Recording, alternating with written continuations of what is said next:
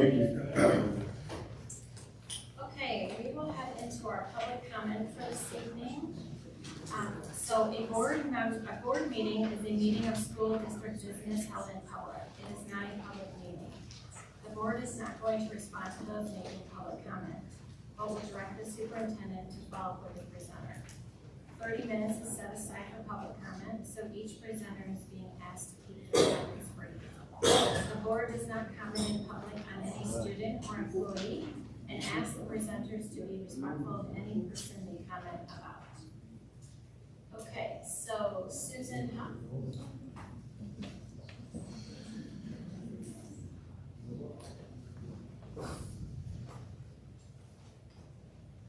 Hi there. That was so delightful. I wish they could go to the county commission who thinks that our education system in the United States of America is failing because they prove that it's not. I'm here to urge the board to reject the use of reviews or ratings to take back the classroom and decisions about our Lapeer Community Schools library collections. In Michigan, library materials are selected by trained professionals who follow established collection development policies along with district guidelines and the standards of the Michigan Department of Education. School librarians are certified educators with experience in age appropriateness, library development, and intellectual freedom. Their role is to build collections that reflect diverse viewpoints, support curriculum goals, and serve the needs of all students.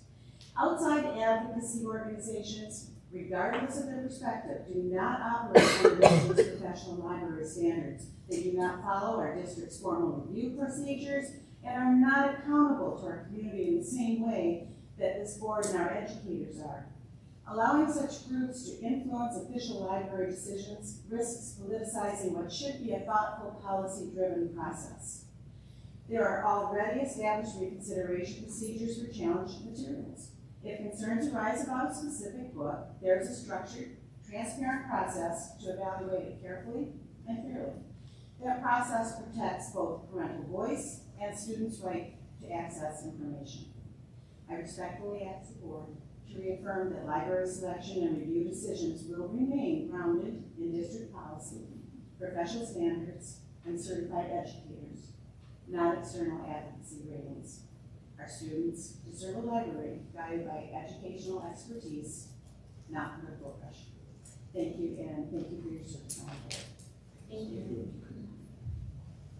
Peggy Brodsky.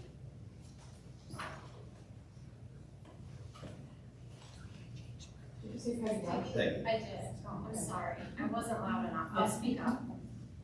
Okay. I wanted to say that I've heard several community members say publicly that most of the books that were recently pulled for review are LGBTQ themed books. However, using the Take Back the Classroom website, I find that the majority are flagged for sexually explicit content. I would like to again voice my support to this board for reviewing these books in the process for book acquisition. I have a question about book donations. For example, a parent that may donate a book directly to a teacher, classroom, or program. Are there any guidelines in place for that? If not, I would encourage the board to encompass book donations into any book acquisition policy and procedure that you adopt. I'm hoping that you guys will give an update on where you're at with the committee formation, and if you could please give a timeline on how long you think this will take. And I also want to say thank you. Thank you very much for what you're doing. Thank you. Ken Kopnick.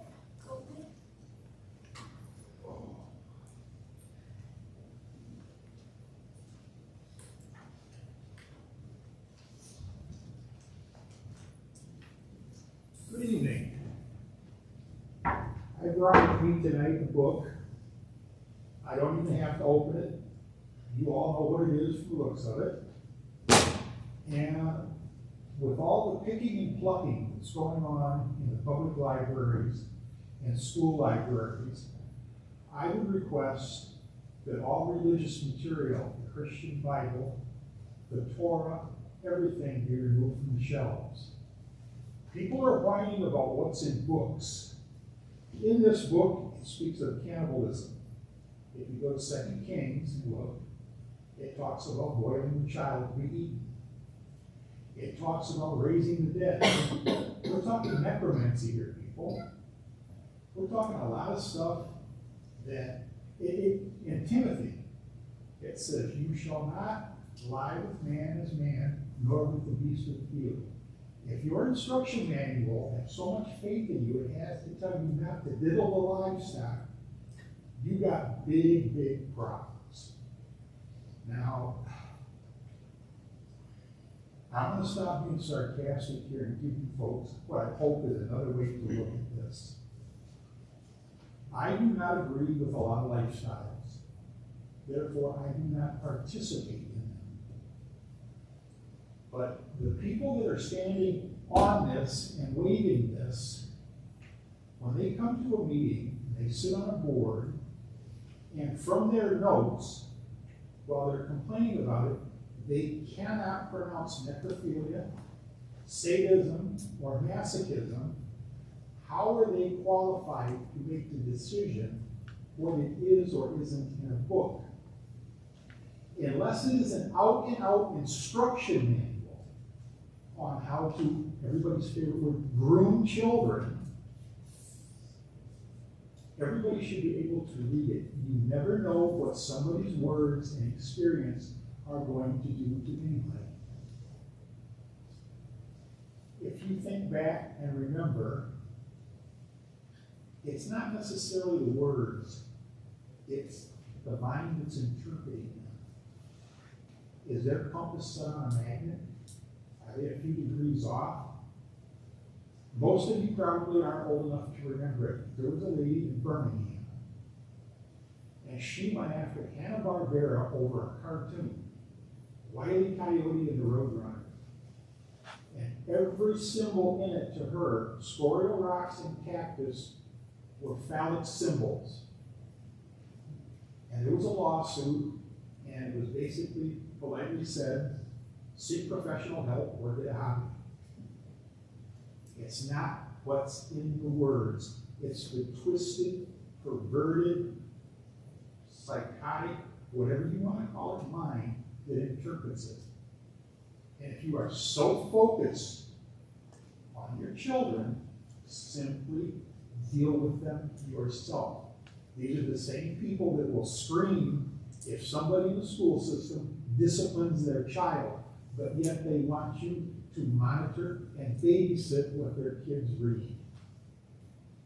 I just hope you people will take a real hard look at what's being told and why.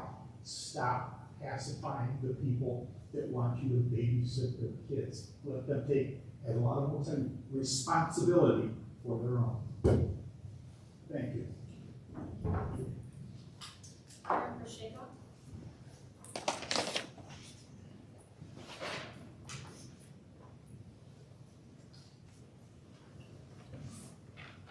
Hello, Karen Pacheco. I live in Metamora. So I feel compelled to speak tonight on the book recommendation made by a board member here, John Van Wagner, at the February 4th meeting. And Wagner brought up that it was Black History Month, and then he shared that he had read An American History in Black and White, which he called an incredible book. By the way, I did email him and I asked him to confirm that this was the book because there are several with similar names. He did not answer me back. I had never heard of this book, so I looked it up. I surmised that Van Wagner meant Setting the Record Straight in American History in Black and White by David Barton. It didn't take me long to find the rest of David Barton's works and criticism of his methods, which include making up sources, ignoring critical facts, and taking many things out of context, to say the least. Those are cardinal sins to historians. I'm pro-reading whatever you want, but when the trustee of an education institution, like this one, promotes the work of someone making up history, that requires a response. If you do not want to be associated with Christian nationalism, I would not recommend the work of someone termed the fake historian behind America's religious strife, and someone who's been called, historical malpractice is what works are called. But perhaps you are not aware of this association, Mr. Van Wagner. I fully recognize that not everyone had the time to take 300-level history courses and learn the rigorous level of evidence that's needed. And I certainly always applaud the efforts of reading and learning. Van Wagner mentioned the Reconstruction period when several Black men, even formerly enslaved persons, were elected to Congress. I recommend Stony the Road, Reconstruction, White Supremacy, and the Rise of Jim Crow by the renowned historian Henry Louis Gates Jr. Dr. Gates has a PhD, which requires many more years of rigorous work than a bachelor's like Barton. I also highly recommend Gates' show, Find Your Roots, on PBS, which I think is the finest use of the television medium. I feel so compelled to speak today about this because the blood of black slaves runs through my veins. I know I don't look like it, but I have the DNA and I have the documentation to prove it. When I did my genealogy in an undergrad history course, I discovered my enslaved ancestors and the people who owned them, who were also my ancestors. This would be a different country if we all did our genealogy about them. Please be more responsible in recommendations. You're welcome to help us out. Thank you. Jean Coon.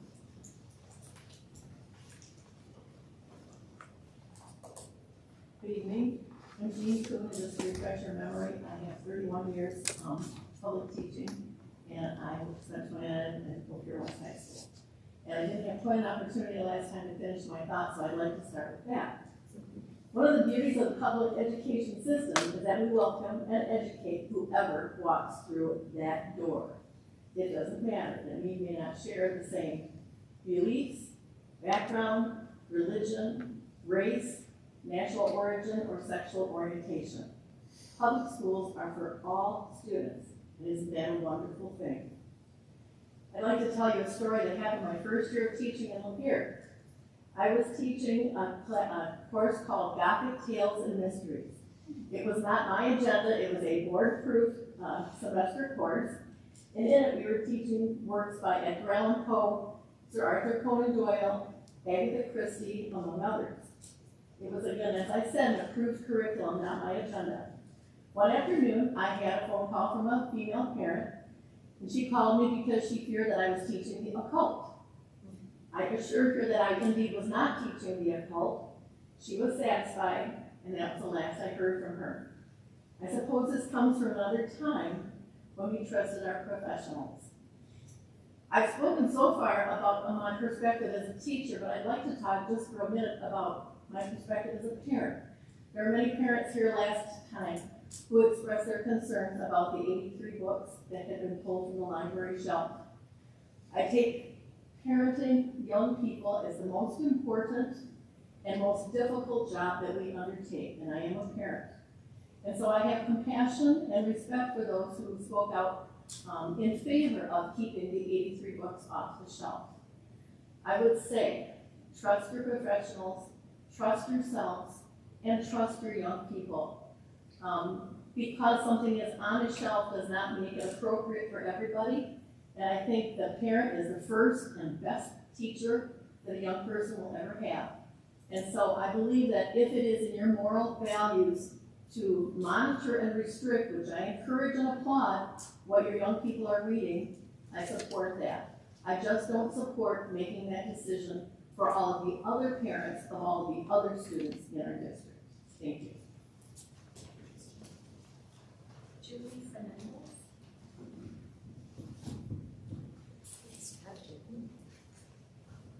Those young people were so refreshing, and they are the fruits of our labor collectively, which is fantastic.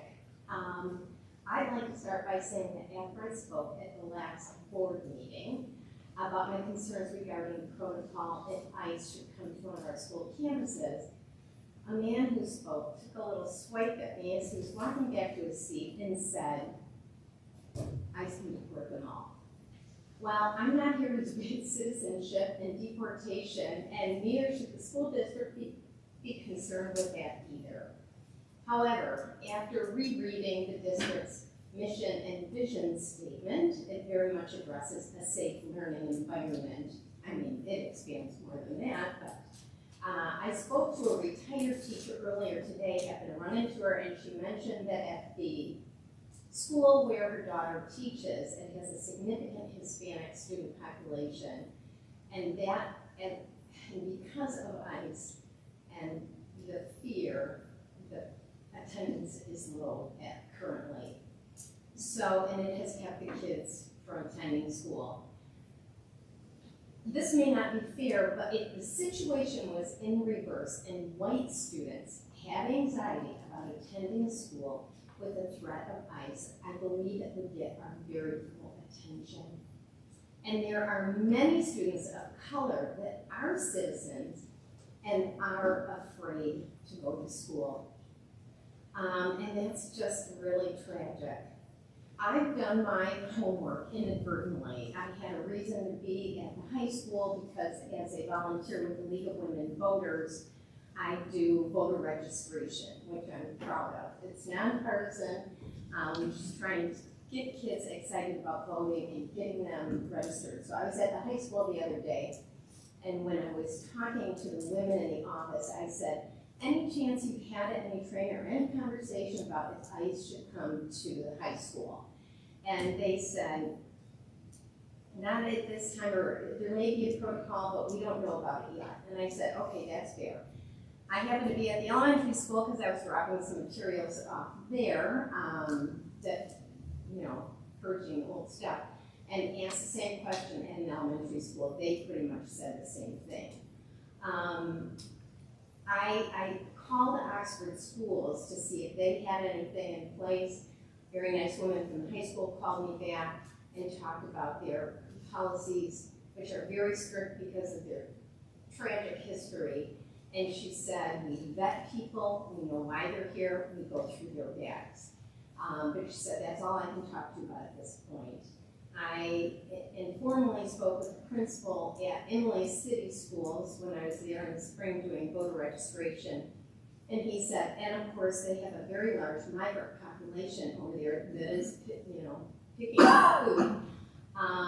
And he said, we had conversations about it, but and he said, and we know that ICE has been in Imlay City. When I called to see if they had something formally that they might be able to share with us, that call got sent up the chain to the superintendent, but he was unable to call me before the meeting tonight, so I know no more. But as soon as I heard that, I will certainly share with you. All right, thank you, and thank you again for the work you do. Kelly Nolan.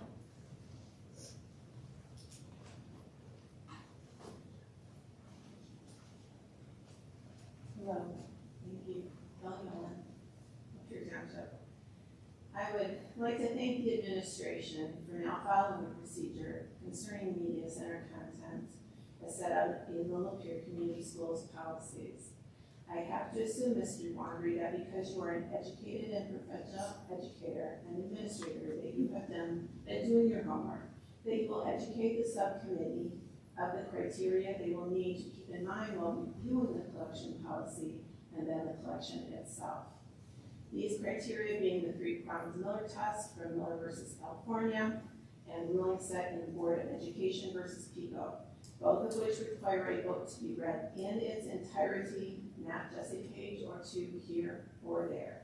Thank you for taking this matter seriously. Thank you. Heidi.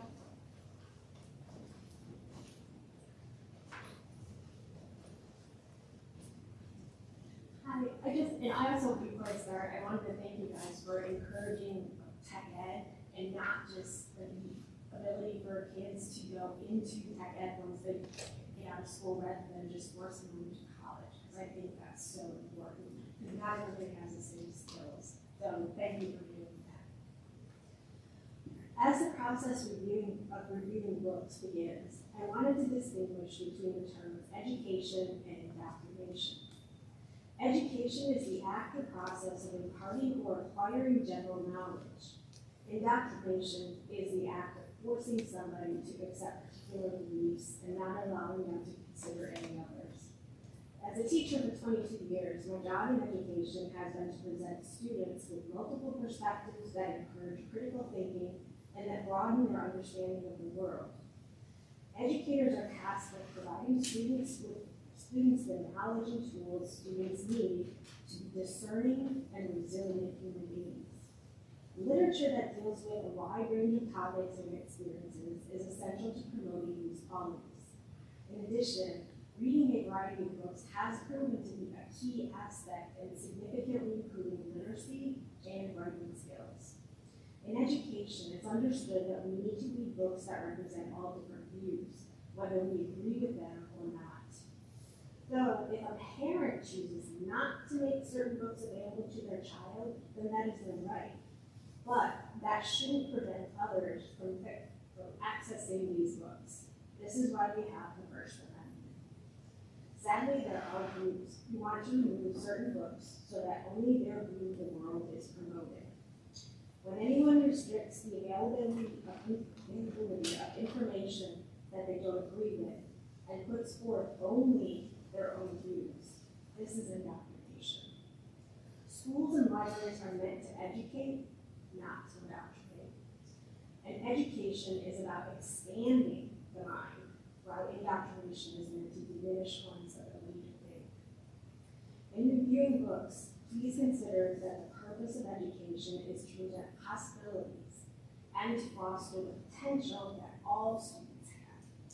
It's not about withholding information based on the opinions of specific groups. Life isn't simply a true or false question. It's an essay question where multiple responses can be correct.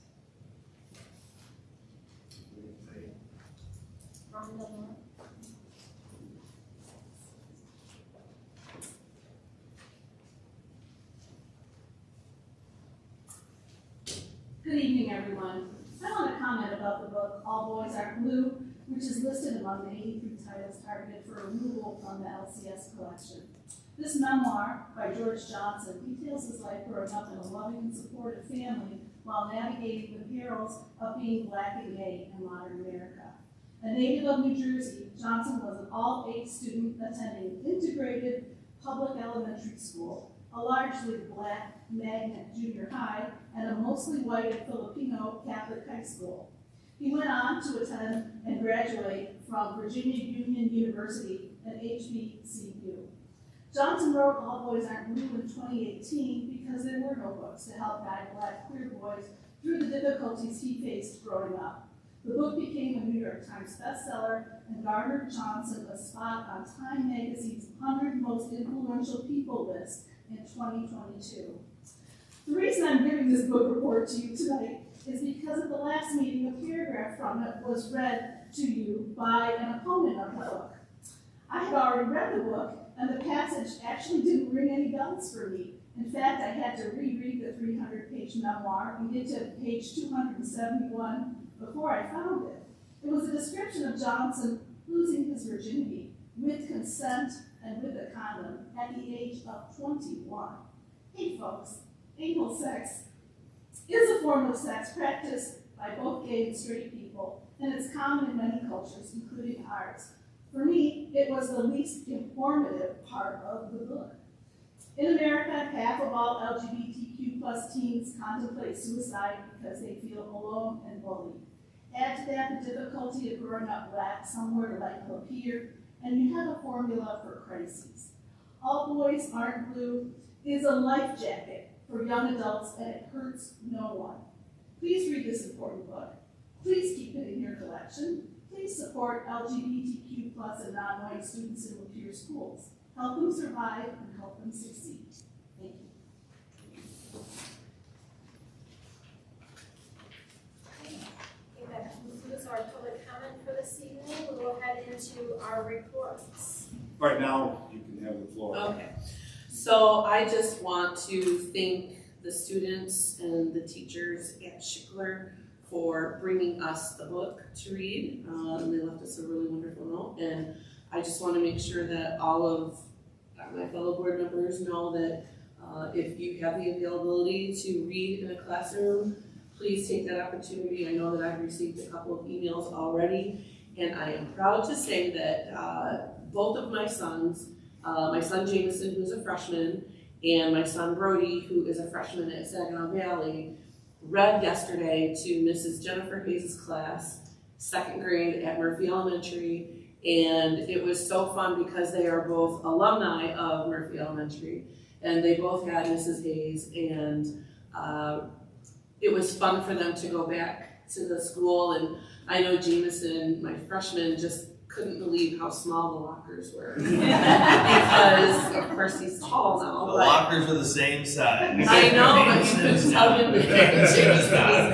He's grown since Tuesday. And his comment to me was, Mom, I spent 7 years there because he did early fives, kindergarten, and all through it. And it was so nice for him to be able to go back because Murphy is very special in my heart and in my family's heart. And it was just so nice that they were willing to go back and to read, and the excitement garnered from the kids and from Mrs. Hayes. And she took a photo of both of them and the entire class and sent that to me today. And it's just a reminder, again, why we're here for those kids. And, we're talking about books tonight, and there's nothing better than the power of reading and to open up a child's imagination and to take them on a journey wherever. And I would just encourage my fellow board members to take that opportunity to read if you have the opportunity. And then I just want to appreciate you, 4-Minute Superintendent Wandry,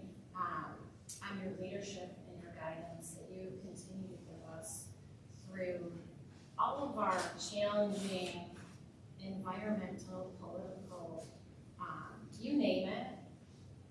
You've helped this district through all of your leadership in our collaborations.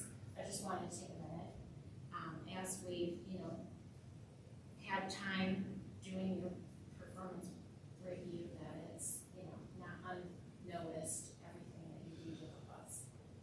So with that though, I'll turn it over to you.